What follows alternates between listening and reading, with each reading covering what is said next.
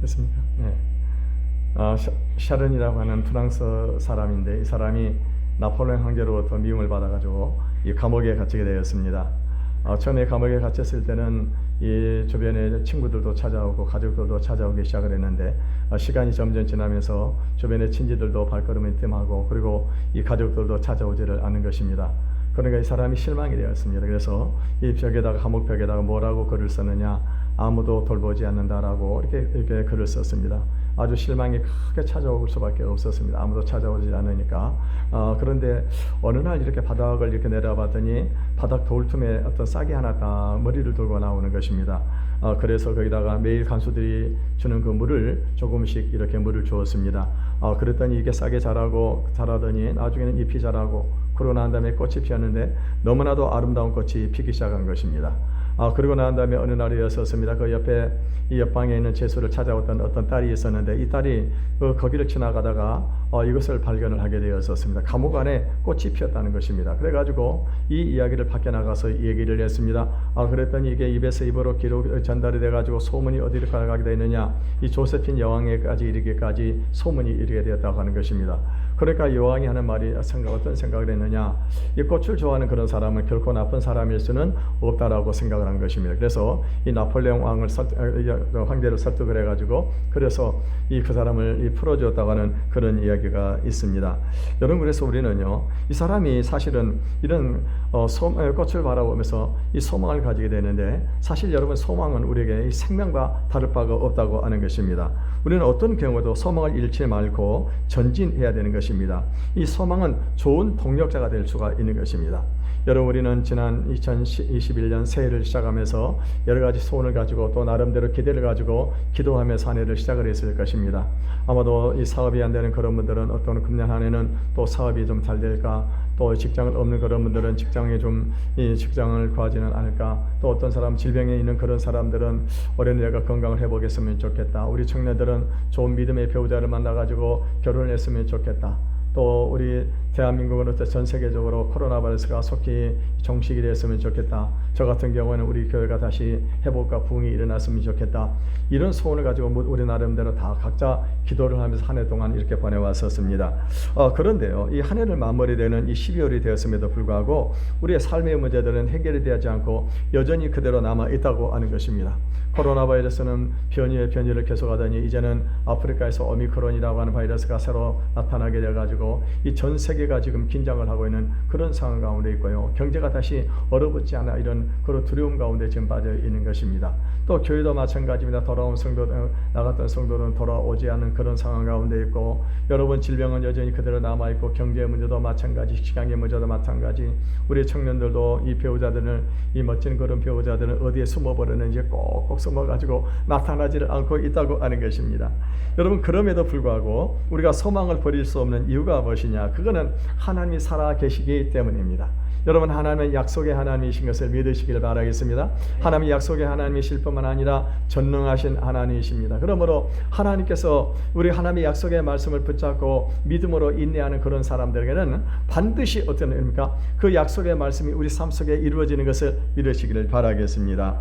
오늘 본문의 말씀은요, 이 믿음의 조상 아브라함이 어떻게 해가지고 복을 받게 되었는지 그것을 말씀을 하고 있습니다. 먼저 우리가 생각해야 될 것은 도대체 하나님께서 아브라함에게 어떤 복을 약속을 하셨냐고 하는 것입니다. 우리 14절의 말씀을 같이 읽어보겠습니다. 시작.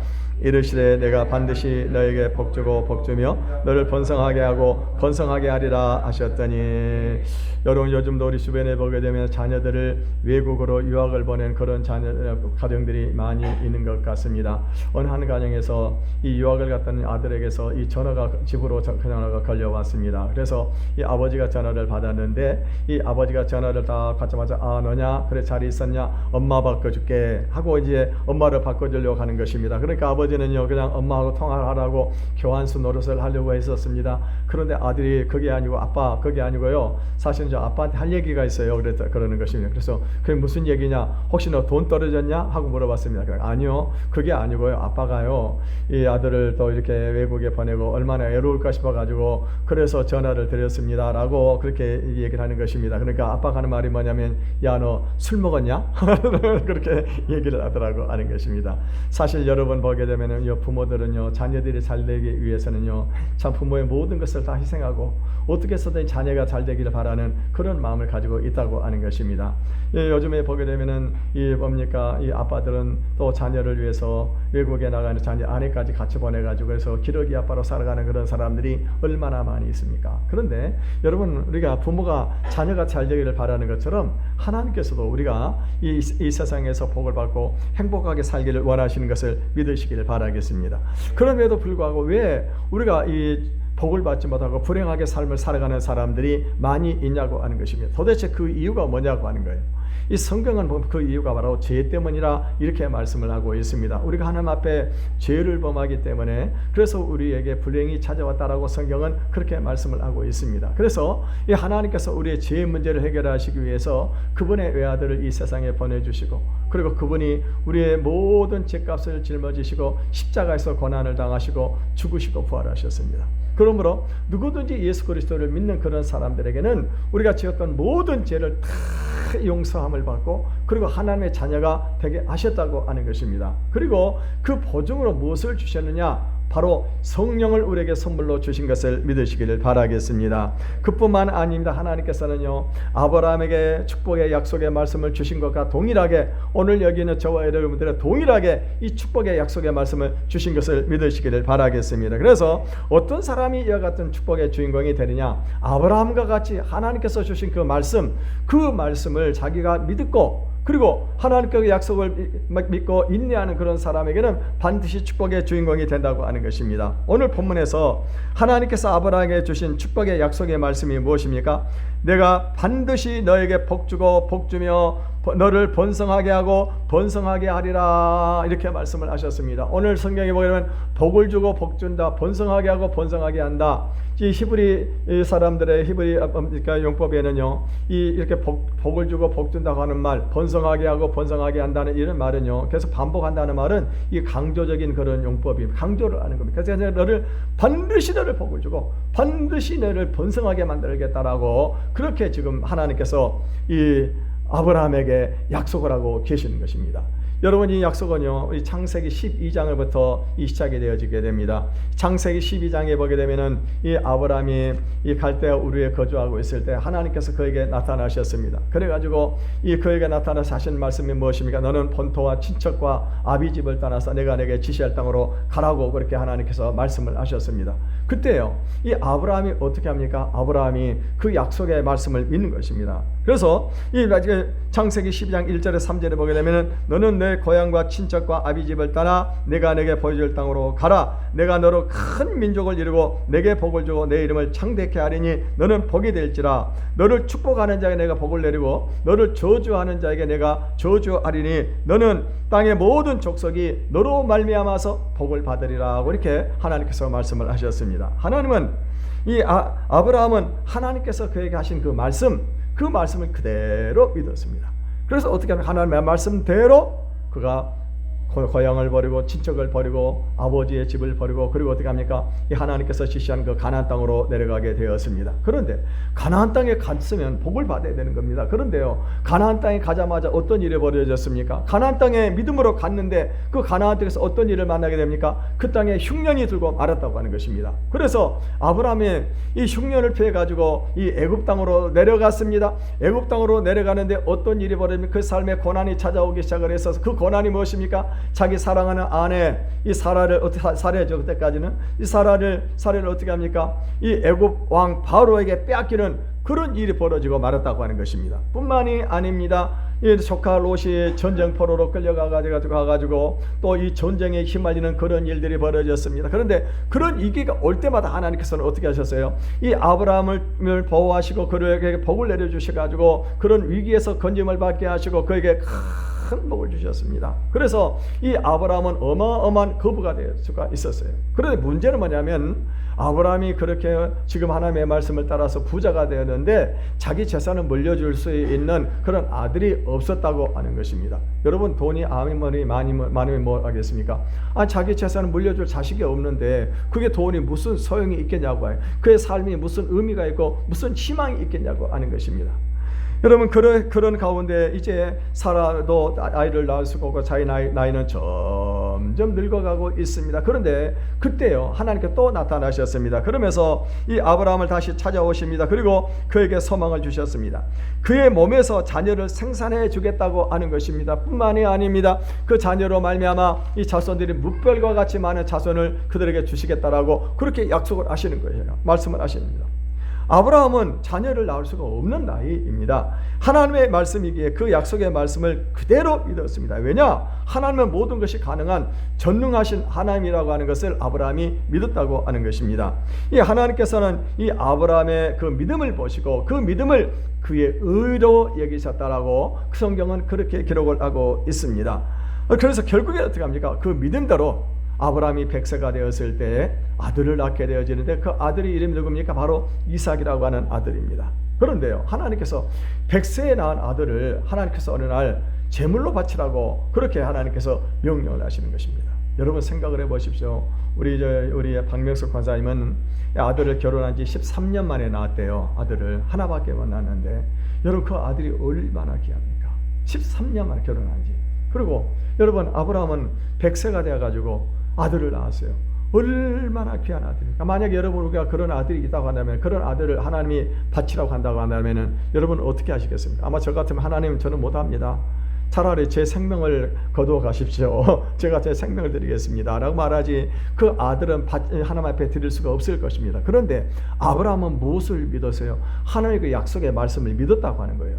네 몸에서 날 그 후손들아 말미암아 그 후손들이 뭇별과 같은 후손들이 나게 될 거라고 그 하신 말씀을 그대로 믿은 겁니다. 그러니까 아브라함이 지금 이삭을 하나님 앞에 제물로 드려도 하나님께서 다시 살리실 것이라고 하는 이 믿음이 아브라함에게 있었다고 하는 것입니다. 그래서 다음날 아침에 어떻게 합니까? 이 모리아산으로 이 아들을 데리고 갑니다. 이 모리아산이 어디냐? 지금의 바로 이 예루살렘을 말합니다. 예루살렘. 이 모리아산으로 데리고 가가지고 아들을 이제 몸에 아들을 이 줄로 묶고 그리고 나한테 칼을 들어가지고 그 아들을 죽이려고 칼을 높이 들었었습니다. 그때요 하나님께서 큰 음성이 들립니다. 놀래가 하나님 하시면 아브라함아 아브라함아 이제야 내가 네 믿음을 보았다. 네가 이제야 나로 참으로 나를 경외하는 줄을 내가 이제야 봤다고 하시면서 그에게 손을 대지 말라고 하나님께서 그렇게 말씀을 하십니다. 그러고 난 다음에 그리고 옆을 둘러봤더니 바로 그 옆에 하나님께서 이 양을 한 마리 딱 준비를 해 놓으신 거예요. 무엇을 말하는 것입니까? 아브라함을 테스트를 한 거예요. 과연 네가 내 말을 믿는가? 이걸 테스트를 한 겁니다. 그래서 하나님께 어떻게 하십니까? 아브라함은요 하나님께서 이 테스트에 합격을 하고 하나님께서 준비해 놓은 그 숲속에 있는 어린 양을 숲에 있는 어린 양을 가지고 하나님 앞에 제물을 드릴 수 있었습니다. 이제 여러분요 그리고 그때 하나님께서 하신 말씀이 무엇이에요? 오늘 그 말씀이 바로 오늘 본문의 말씀입니다. 우리 13절에서 14절을 다시 읽어보겠습니다. 시작. 하나님이 아브라함에게 약속하실 때 가리켜 맹세할 자가 자기보다 더 큰 이가 없으므로 자기를 가리켜 맹세하여 이르시되 내가 반드시 너에게 복주고 복주며 너를 번성하게 하고 번성하게 하리라 하셨더니 하나님은 이 맹세를 하시되 자기보다 더 큰 이가 없기 때문에 자기 이름을 두고 맹세를 하신 것입니다. 여러분 우리가 보통 맹세를 하게 될 때는 자기보다 더 큰 사람의 이름을 두고 우리가 맹세를 하게 될 것입니다. 그런데 하나님은 자기보다 더 큰 이가 없었으니까 자기 이름을 두고 맹세를 하시기를 반드시 복을 줘가지고 번성하게 하고 번성하게 하겠다고 오늘 그 약속을 하고 계신 것을 볼 수 있습니다. 그런데 결국에는 어떻게 됩니까? 하나님께서요 그 약속대로 이 아브라함의 후손을 축복을 해주셔가지고 이 지금의 이스라엘 족속들이 탄생을 하게 되고 그리고 오늘 우리 이 믿음의 사람들 다시 말하면 우리 기독교인들이 모두가 믿음의 후손들이 다 될 수 있었다고 하는 것입니다. 여러분 하나님은요 아브라함만이 아니라 오늘 우리에게도 동일한 약속의 말씀을 주신 것을 믿으시기를 바라겠습니다. 그 약속의 말씀이 뭐예요? 오늘 우리 신구약 성경에 기록되어 있는 성경의 말씀이 바로 오늘 우리에게 아브라함에게 주신 동일한 이 말씀인 것입니다. 이 축복의 약속인 것입니다. 그래서 여러분 이 축복을 받는 사람들이 어떤 사람들입니까? 성경에 기록되어 있는 이 약속의 말씀을 그대로 믿는 사람, 의심하지 않고 확신하는 그 사람들, 이런 사람들은요 모두가 다 하나님께서 주시는 복의 주인공이 된 것을 믿으시기를 바라겠습니다. 그래서 여러분 우리가 중요한 것은 뭐냐면 이런 복을 받는 사람들은 아브라함처럼 하나님의 말씀을 믿고 확실한 사람들입니다. 그러니까 조금도 의심 없이 이루어질 것을 믿고 인내하는 그런 사람들입니다. 여러분 1942년 10월 달에 메가더 장군의 아주 중요한 연락책이었던 리컨 베이커 데이가 이 조종하던 비행기가요 어느 날 이 태평양 한가운데서 이 추락을 하고 말았었습니다. 그래서 이제 미국에서 이 비행기를 찾기 위해서 애를 썼습니다.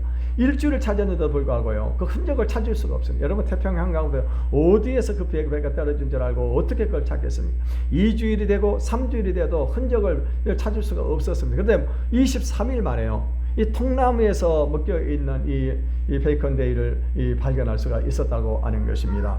여러분요, 이 발견 당시에 이 사람은 어떻게 하느냐, 통나무에다가 자기 몸을 꽁꽁 묶고 그리고 이렇게 23일을 견뎌낸 것입니다. 여러분 생각해 보세요. 바다 한가운데, 그것도 망망한 대해입니다. 먹을 것도 없고 마실 물도 없습니다. 낮이면 태양문이 장렬하는 그런 태양빛에서 어떻게 해서 23일 먹지 않고 그리고 그런 위기 속에서 끝까지 견딜 수 있었겠냐고 하는 것입니다. 사람들이 물어봤으면 도대체 어떻게 해서 당신은 이렇게 23일을 그 인간의 수명의 한계를 극복하고 견뎌낼 수가 있었습니까? 라고 물어봤더니 이 사람이 하는 말이 어떤 말을 했습니까? 나는 하나님을 믿었습니다. 나는 그분의 전능하심을 믿었습니다. 그리고 나는 매일 성경 말씀을 암송을 했습니다. 라고 대답을 하는 것입니다. 그 성경 말씀이 무엇입니까? 바로 시편 23편과 마태복음 6장 31절에서 34절의 말씀은 계속 암송을 했다고. 하나님을 믿는 믿음으로. 여러분 시편 23편의 말씀이 무엇입니까? 여호와는 나의 목자시니 내가 부족함이 없으리로다. 그가 나를 푸른 초장으로 맑은 시냇 물가로 인도하시리로다. 사망의 음침한 골짜기가 나를 해할지라도 내가 두려워하지 않을 것은 여호와께서 나와 함께 하심이라. 여호와의 지팡이와 막대기가 나를 아니하시나이다. 이 말씀을 계속해서 믿음으로 암송을 계속한 것입니다. 그리고 마태복음 6장 31절 34절의 말씀이 무엇입니까? 무엇을 먹을까 마실까를 염려하지 말라고. 내일 염려는 내일 할 것이라고 하시는 그 말씀을 가지고 그날 하루를 살아가면서 다음 날을 염려하지 않은 것입니다. 결국에 어떻게 됐어요? 그 믿음대로 그의 약속의 말씀 붙잡고 그 믿음대로 인내할 때 결국에는요 그가 이 인간의 생명의 한계를 뛰어넘어 가지고 23일 만에 구조가 되는 그런 기적의 역사가 일어났다고 하는 것입니다. 여러분 우리가 잘 아는 긍정의 힘을 읽어보신 분들 아실 것입니다. 조엘 오스틴 목사님 어머니가 암병에 걸렸었어요. 암병에 걸려가지고 이제 가족들이 걱정을 많이 하고 있었어요. 가족들은 전부 다 침울해 있었습니다. 그런데 어머니는 전혀 걱정을 하지를 않은 거예요. 어머니의 표정은 항상 밝은 것입니다. 그래서 목사님 아들이 물어봤습니다. 조엘 목사님이 어머니 암병인데 어머니는 전혀 걱정도 없고 염려도 없으시네요. 어떻게 된 것입니까? 물어봤습니다. 그랬더니 어머니가 대답하는 말이 무슨 말을 합니까? 나는 죽지 않는다고 하는 거예요. 나는 암병에서 반드시 나는 암병에서 치료받는다고 확신을 가지고 말씀을 하시는 것입니다. 왜요? 그랬더니 나는 하나님을 믿는다. 그러면서 이분이 어떻게 합니까? 성경의 긍정적인 그 말씀들을 계속 암송을 하는 거예요. 할 수 있거든요. 무슨 말이냐? 믿는 자에게는 능치 못함이 없느니라. 내게 능력 주시는 자 내가 모든 것을 할 수 있느니라. 이런 말씀들을 계속 아무것도 염려하지 말고 모든 일에 기도와 간구로 너희 구할 것을 감사함으로 하나님께 아뢰라. 그러면 하나님 평강이 너희 마음과 생각을 지키시리라. 이런 성경의 말씀들을 계속해서 암송을 하는 거예요. 어머니가 계속. 결국 어떻게 해요? 말씀대로 그 약속의 말씀대로 어머니는 이 암병에서 고침을 받았다고 하는 사실인 것입니다. 그러므로 여러분 아무리 어둡고 캄캄한 현실이 눈앞에 펼쳐져 있다 할지라도 하나님을 신뢰하시기를 바라겠습니다. 마태복음 7장 12절에 보면 그러므로 무엇이든지 남에게 대접을 받고자 하는 대로 너희도 남을 대접하라. 이것이 율법이요 선지자라고 말씀을 하셨어요. 이 말씀이 무엇입니까? 하나님의 대접을 하라고 하는 거예요. 여러분 많은 사람들이 하나님을 믿는다고 말을 하지만은요 입으로는 믿는다고 말을 합니다. 그런데 하나님을 어떻게 믿고 있습니까? 자기 이성의 범주 안에 갇혀놓고 자기의 능력의 한계 안에다 하나님을 가둬놓고 그리고 하나님을 믿는 사람들이 많이 있다고 하는. 이건 하나님을 믿는 것이 아니고 자기 자신을 믿는 것입니다. 여러분 에이든 윌슨 토저 목사님은요 하나님은 오늘도 불가능한 일을 할 수 있는 사람을 찾고 계신다. 오직 우리가 혼자서 할 수 있는 일만을 계획하는 것은 불쌍한 사람이다라고 그렇게 말씀을 하셨어요. 하나님은 지금 불가능한 일 할 수 있는 사람 지금 찾고 계세요. 내가 할 수 있는 일만은 그 사람 정말로 불쌍한 그런 사람입니다. 우리가 하나님을 믿게 될 때 하나님의 능력이 우리 삶 가운데 함께하는 것을 믿으시기를 바라겠습니다. 지금 세상에는요 소망을 잃어버리고 살아가는 사람들이 많이 있습니다. 그 이유가 뭐예요? 눈에 보이는 것만을 믿기 때문에 그러는 거예요. 여러분 사실 우리 눈에 보이는 그런 것들은 어떤 것들입니까? 이 눈에 보이는 것들은 언젠가는 다 소멸이 되는 것들입니다. 여러분 우리가 이런 것들 뭐 만드는 것들이 있습니다만 이런 것이 영원한 존재가 아니에요. 언젠가는 다 소멸되는 것입니다. 우리가 꿈을 꾸고 있고 우리가 갖기를 원하는 그런 것들 다 어떤 것들이요? 눈에 보이는 그런 것들 언젠가는 다 소멸이 되는 것입니다. 근데 가장 중요한 눈에 보이지 않는 것이 있다고 하는 것, 그것을 붙잡아야 된다고 하는 겁니다. 여러분 믿음의 사람들이 현재를 바라보는 사람들이 아닌 것입니다. 믿음의 사람들은 어디를 바라보는 사람들이냐? 저 미래를 바라보는 사람들입니다. 그 미래를 바라볼 때 무엇을 보는가? 하나님께서 우리에게 주신 비전과 그 꿈을 가지고 그것을 향해 달려가는 그런 사람들이 바로 그 사람이 믿음의 사람들이라고 하는 것입니다. 그래서 오늘 우리가 아무것도 잡히는 것이 없고 보이는 것이 없어도 내일을 바라보며 살아가는 사람, 이 사람이 바로 믿음의 사람인 것입니다. 여러분 뉴질랜드에 보게 되면은 뉴질랜드는 양이라든가 소가 많이 기르고 오스트레일리아 거기가 많잖아요. 이 뉴질랜드에서 하면 수백 마리의 이 소를 큰 배에 태워가지고 이렇게 다른 지역으로 이동을 하고 있었습니다. 그런데요, 이 이동을 하면서 한 100일 이상이 긴 거리를 이렇게 배를 타고 가야 되는데, 그래서 이 마른 풀을 건초를 이렇게 소들에게 주는 것입니다. 그러니까 이 소들이 건초를 서로 많이 먹으려고 막 머리에 뿔을 받으면서 싸우고 막 그러는 것입니다. 그런데 어느 날 갑자기 소가 싸우지를 않은 거예요. 싸우지도 않고 건초를 줘도 먹지를 않은 것입니다. 참 이상하다. 왜 그러지? 라고 생각을 했었습니다. 나중에 알고 봤더니 어떤 일이 벌어졌느냐? 벌써 300리 밖에 있는 그 육지에 있는 풀 냄새를 이 소들이 맡은 겁니다.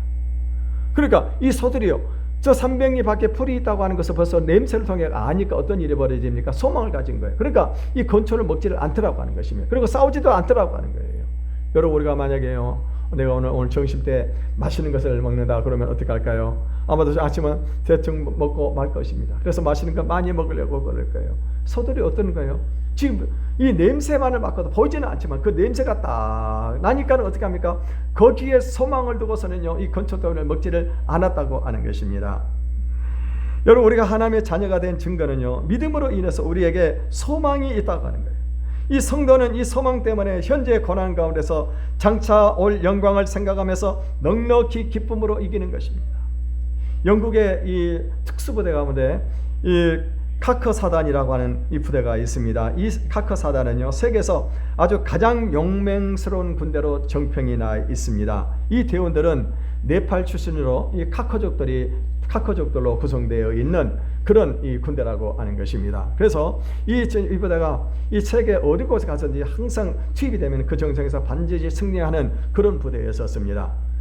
그런데 한 번은요, 2차 대전 당시에 이 카커 부대에서 이 미얀마로 전투에 투입이 됐었습니다. 그때 한 병사가요, 길을 잃고 낙오를 하고 말았었습니다. 그래서 이 부대 그 낙오를 하고 말하는데 미얀마 그 정글에서 낙오를 하고 말았었습니다. 그런데요, 나중에 무려 40일 만에 2000km를 걸어가지고 그래서 본대에 기구를 한 것입니다. 사람들이 놀랐었습니다. 그 정거를 어떻게 빠져나가지고 본대까지 오게 2000km까지 왔는가? 여러분 2000km 그러면 대충 어느 정도 거리가 되는가요? 서울에서 부산까지 거리가 몇 킬로죠? 제가 알기로는 한 420, 450 정도 킬로 정도 될 것입니다. 제가 알기로는요. 그러면은 아마 서울에서 부산까지 거리의 5배나 되는 거리예요. 어마어마한 거리를 이 사람이 걸어가지고 찾아가지고 본대에 기구를 한 겁니다. 그래서 물어봤습니다. 도대체 어떻게 해서 그 정글 속에서 살아서 여기까지 걸어왔느냐고 물어봤더니 이 사람이 하는 말이, 나는 이 정글 걸어오면서 정말 죽을 고비를 수없이 넘겼다고 하는 것입니다. 그런데 중요한 것은 나에게 이 지도가 있었다고 하는 거예요. 지도. 그 지도를 보고 왔다고 하는 것입니다. 그 지도를 봤어요. 근데 그 지도가 뭐냐? 정글 지도가 아니었었어요. 그 지도가 어떤 지도였느냐? 런던 시내 관광지도였다고 하는 거예요. 관광지도. 무슨 말을 하는 겁니까? 이 사람은요, 자기가 반드시 살아나서 영국에 가가지고 그래서 영국의 시내 그 관광을 하겠다고 하는 것입니다. 그 꿈을 가지고 있었습니다. 그 소망을 가지고 있었어요. 그러니까 결국 어떻게 합니까? 이 사람은요, 그 수많은 위험 속에서도 그 소망을 가지고 살아날 수 있었다고 하는 것입니다. 여러분, 소망은요, 인생의 생명줄입니다. 소망이 있어야만이 살 수가 있습니다. 하나님은 99세 된 아브라함에게 이삭을 주기 전에 밤하늘의 별을 보라, 내 후손이 이와 같으리라고 하면서 먼저 그에게 꿈을 주셨습니다. 꿈은 소망이에요. 사람들이 만드는 모든 건축물이나 제품은 반드시 설계를 통해서 이루어지듯이 사람의 모든 일은 꿈을 통해서 이루어지게 됩니다. 그러므로 여러분 매사에 하나님의 말씀을 통해서 소망을 품으시기를 바라겠습니다. 우리 믿음의 사람들이 그 믿음을 실현하기 위해서 가장 중요한 것이 뭐냐? 그거는 믿음이 이루어질 때까지 인내하는 것입니다. 여러분 믿음은요, 현재는 이루어지지 않았지만은 미래를 확신하고 긍정적으로 바라보는 것입니다. 그러므로 믿음은 반드시 그 실상을 바라볼 때까지 참고 인내해야 돼요. 오늘 본문에 너를 번성하게 하고 15절을 보면은 15절 넘어가 보겠습니다. 시작. 15절 시작. 그가 이같이 오래 참아 약속을 받았느니라. 아브라함이 이 그 축복을 받은 것이 뭐냐? 오래 참았다. 오래 참아가지고 그래서 그 약속을 받았다라고 성경은 기록을 하고 있습니다. 세계적인 보험사업가 리처드 호프만은요, 현대 문명에는 인간을 살해하는 3가지 요인이 있다고 해요. 사람을 죽이는 3가지 요인이 있다고 그랬어요. 그게 뭐냐? 그것이 바로 이 3가지가 바로 뭐냐? 달력이요, 전화요, 시기라고 말했습니다. 무슨 말입니까? 조급증. 이 조급증이 이 사람을 죽인다. 사람에게 질병을 가져오게 된다고 하는 것입니다. 이 프란츠 카프카도 이런 말을 했습니다. 인간에게는 큰 죄가 2가지가 있으며 다른 죄는 모두 여기에서 나온다. 그 2가지 죄는 곧 게으름과 조급함이라. 여러분 현대인에게 많은 문제 그리고 심지어 많은 질병의 그 원인이 어디에 있는가? 바로 조급함이 있다고 하는 것입니다. 여러분 가을철이 되게 되면은 노벨상을 발표를 하게 되어지게 됩니다. 여러분 노벨상은요 정말 이 명예로운 상이잖아요. 개인뿐만 아니라 국가적으로도 이 대단한 그런 상이죠. 우리나라에서는 김대중 대통령이 노벨상을 받았습니다만은요, 이 노벨상을 받은 노벨 그 수상자 중에서 가장 나이가 많으신 분이 누구냐?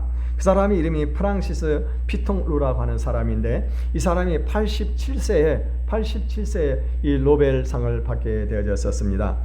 이 사람은 1909년에 30살의 나이로 록펠러 재단 의학재단 연구소에 들어갔었습니다. 그런데 어느 날 이 양계장에서 이 병든 닭을 어떤 사람이 가지고 오게 되어졌는데, 이 프리머스 로크종 닭을 이 검사해달라고 연구소를 가져왔었습니다. 그런데 이 닭을 보니까 종양에 걸려가지고 죽은 닭인 것입니다. 그래서 이 사람이 그 닭을 가지고 연구를 해보면서 혹시라도 이 어떤 바이러스가 이 침투해가지고 그래서 종양에 걸린 것은 아닌가라고 이 면밀히 조사를 해봤더니 역시 이 바이러스가 감염이 돼가지고 이게 이 바이러스가 종양을 가져오게 된 것입니다. 이 바이러스는요 세포와 세포 사이를 아주 무단으로 막 횡단을 하고 다니면서 이렇게 이 종양을 이렇게 일으키는 그런 바이러스였습니다.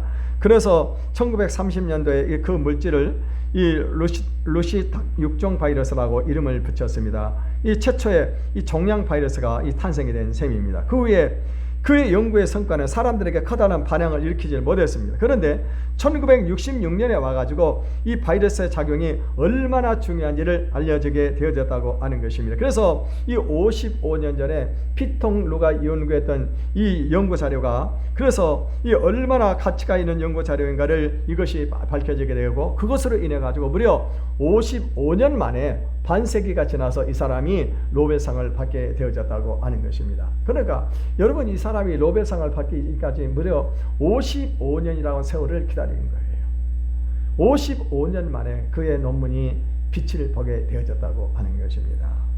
여러분 우리가 잘 아는 대로 매일 마시는 코카콜라 우리 청년들 많이 알고 있을 것입니다만은, 이 코카콜라를 세계적인 회사로 만든 사람이 로버트 우드러프라고 하는 그 사람입니다. 원래 이 코카콜라는요 존 S 펜퍼턴이라고 하는 사람이 소화제 대용으로 만든 그 음료수였었습니다. 그런데 이 캔들러라고 하는 사업가가 $2,300의 사업권을 사들여 가지고 이 애틀랜타의 최고의 음료로 만든 후에 사업권을 $2,500만 로버트 우드러프, 다시 말하면은 이 로버트 우드러프의 아버지 어니스트 우드러프에게 이것을 팔았었습니다.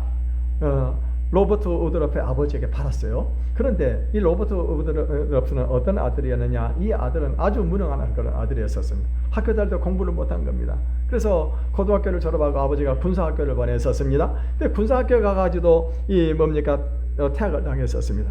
나중에 에딘버러 대학을 보냈는데 거기서도 공부를 못해가지고 적응을 못해서 학교를 그만두고 말았다고 하는 것입니다. 그래서 이 사람이 나중에는요, 이 노동판에서 나가게 돼가지고 하루에 유리공장에서 일당 60센트를 받고 삽으로 모래를 퍼내는 그 작업을 하기 시작을 했었습니다. 그럼에도 불구하고 이 사람이 꾸준히 한 곳에 일을 하다가 나중에 결국에는 그곳에서 부상회장까지 올라가게 되어졌었습니다. 나중에 이제 2차 세계대전이 발발하면서요, 이 코카콜라 회사가 이 경영 위기를 맞이하게 되어졌었습니다. 그런데 아버지 어니스트 우드러프가 그럼에도 불구하고 이 아들을 믿은 겁니다. 이 아들을 믿었어요. 그래서 경영권을 이 로버트 우드러프에게 넘겨주었었습니다. 그랬는데요, 2차 대전이 발발하면서 이 로버트 우드러프가 어떤 생각을 하게 되느냐, 이 전쟁을 기회로 삼아야 되겠다고 하는 것입니다. 그래서 이 전쟁터에 나가 있는 군인들에게 이 값싸게 이 코카콜라를 이렇게 마실 수 있게 했었습니다. 그래서 이 단돈 5센트만 가지면 누구든지 전쟁터에 미군들이 다 그것을 마실 수 있도록 했고요. 또 그러고 난 다음에 이 로버트 우드러프는 어떤 꿈을 꾸게 되느냐, 전 세계 모든 사람들이 다 코카콜라 맛을 보게끔 해야 되겠다라고 그렇게 꿈을 꿨다고 하는 것입니다. 그러고 난 다음에 이 로버트 우드러프는 이제 미국의 이 애국 마케팅을 통해 가지고 코카콜라는 위대한 미국인의 국민 음료라고 하는 이미지를 구축을 했습니다. 그래서 결국에는 어떻게 했습니까? 이 코카콜라가 전 세계인의 음료가 될 수 있었다고 하는 것입니다. 어떤 사람이 물어봤으면 도대체 당신이 이렇게 사업에 성공할 수 있었던 비결이 무엇입니까? 라고 물어봤습니다. 그랬더니 이 로버트 우드러프가 하는 말이 무엇입니까? 내 안에 흐르는 피는 내 안에는 피가 흐르는 것이 아니라 코카콜라가 흐르고 있습니다 라고 그렇게 얘기를 했다고 하는 거예요. 로버트 우드러프가 이렇게 사업에 성공할 수 있었던 것은 뭐냐, 그거는요, 그 아버지 어니스트 우드러프가요, 그 아들을 끝까지 믿어줬다고 하는 거예요. 공부도 못하고 군대 가서도 적응도 못하고 그래도 이 아버지는 끝까지 믿어줬어요. 그랬더니 이렇게 훌륭한 사업가가 탄생을 할 수 있었다고 하는 것입니다. 여러분, 아무리 절박한 상황 속에서 우리가 결코 서두르거나 조급해하지 않는 사람이 최후의 승리자가 되는 것입니다. 스탠포드 대학의 제임스 콜린 교수는요, 그에 져서 성공하는 기업의 7가지 습관이라는 책에서 보게 되면은 이런 얘기를 했습니다. 기업의 성공도 끈기가 있어야 운도 따른다라고 강조를 했습니다. 여러분, 기업을 하고 사업을 하다 보게 되면 위기가 올 때가 많이 있다고 하는 것입니다. 그럴 때 대부분의 사람들이 어떻게 합니까? 그런 위기가 올 때 좌절하고 그 사업을 접어버리는 사람들이 많이 있다고 하는 거예요. 근데 성공한 기업인들은 어떤 사람들이었습니까? 그 위기가 올 때 위기 속에 절망하지 않은 사람들입니다. 믿음을 가지고 끝까지 인내했던 그런 사람들이 결국에는 성공을 했다고 하는 것입니다. 아브라함이 하나님이 약속하신 축복의 주인공이 될 수 있었던 것은 무엇입니까? 그가 오래 참고 인내했기 때문에 15절에 그가 이같이 오래 참아 약속을 받았다라고 그렇게 말씀을 하고 있습니다. 아브라함이 약속을 받을 때 나이가 75세였었습니다. 근데 그가 아들을 낳았을 때는 100세 아들을 낳았다고 하는 것입니다. 결국에는 그 아들을 통해서 이스라엘이 탄생하고 오늘 영적인 이스라엘이 탄생하게 되었다고 하는 것입니다. 여러분, 하나님의 위대한 축복은요, 한순간에 이루어지지 않습니다. 축복이 크면 클수록 어떻게 합니까? 더 시간은 많이 걸리는 거예요. 더 인내해야 되는 것입니다. 그러므로 여러분, 고통 중에 오래오래 참으시기를 바라겠습니다. 환난 중에도 오래오래 참으시고요. 그리고 여러분, 슬픔 중에도 오래오래 참으시기를 바라겠습니다. 성공 중에도 오래오래 참으시기를 바라겠습니다. 섬기는 가운데서도 오래오래 참으시기를 바라겠습니다. 여러분, 역사의 위대한 인물들은요, 모두가 다 어떤 사람? 인내의 사람들이었어요. 성경에서 축복의 주인공들이 어떤 사람입니까? 전부 다 인내의 사람들 아니겠습니까? 노아를 보세요. 노아는요, 방주가 완성되기까지 120년 동안, 홍수가 내리기까지 120년 동안을 그 약속의 말씀을 붙잡고 인내하며 방주를 만들었습니다. 모세는 어떤 사람입니까? 그는요, 인생에 실패하고 무려 40년을 기다리고 이스라엘의 지도자가 될 수 있었습니다. 여러분, 요셉이라든가 다윗이라든가 이런 인물들을 보세요. 하나같이 이 사람들은 어떤 사람들인가? 믿음을 붙잡고 인내했던 그런 사람들이라고 하는 것입니다. 그러므로 오래 참고 견디는 만큼 더 큰 복을 주시고 하나님 앞에 크게 쓰임받는 인물이 될 수 있습니다. 지금은 비록 힘들고 앞이 보이지 않지만은요, 믿음을 가지고 인내하심으로 마지막에 웃을 수 있는 최후의 승리가 되시기를 주님의 이름으로 축원을 드리겠습니다. 이 시간 우리 찬양 한 곡 부르고 그리고 기도하는 시간을 갖겠습니다.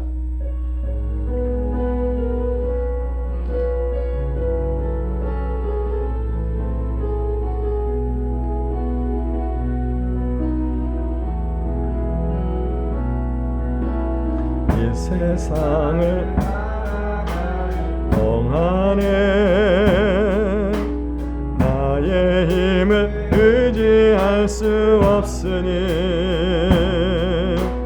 기도하고 낙심하지 말 것은 주께서 참 소망이 되심이라.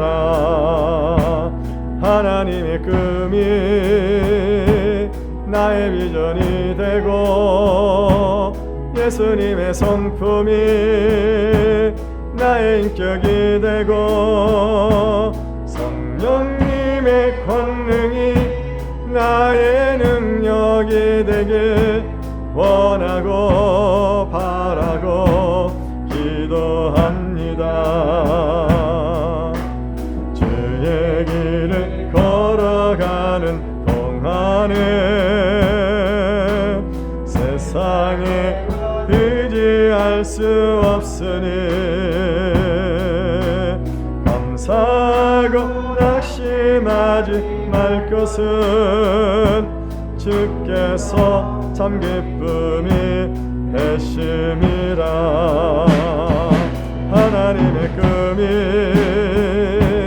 나의 비전이 되고 예수님의 성품이 나의 인격이 되고 성령님의 권능이 나의 능력이 되길 원하고 바라고 기도함. 하나님의 꿈이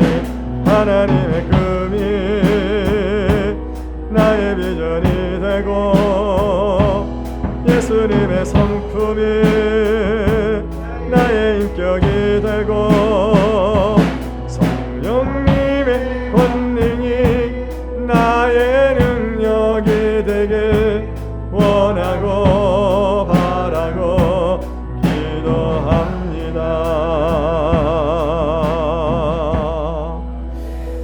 사랑하는 성도 여러분, 하나님의 축복의 주인공들은 모두가 다 믿음의 사람들이었었습니다. 뿐만 아니라 이 하나님의 약속의 말씀을 붙잡고 끝까지 인내하는 사람들이었었습니다. 오늘 이 시간에 우리가 기도할 때 우리의 믿음 없음을 용서하시고 믿음 주셔서 인내함으로 하나님의 축복의 주인공이 되게 해달라고 우리 주여 이를 청하고 통성으로 기도하겠습니다. 주여. 할렐루야.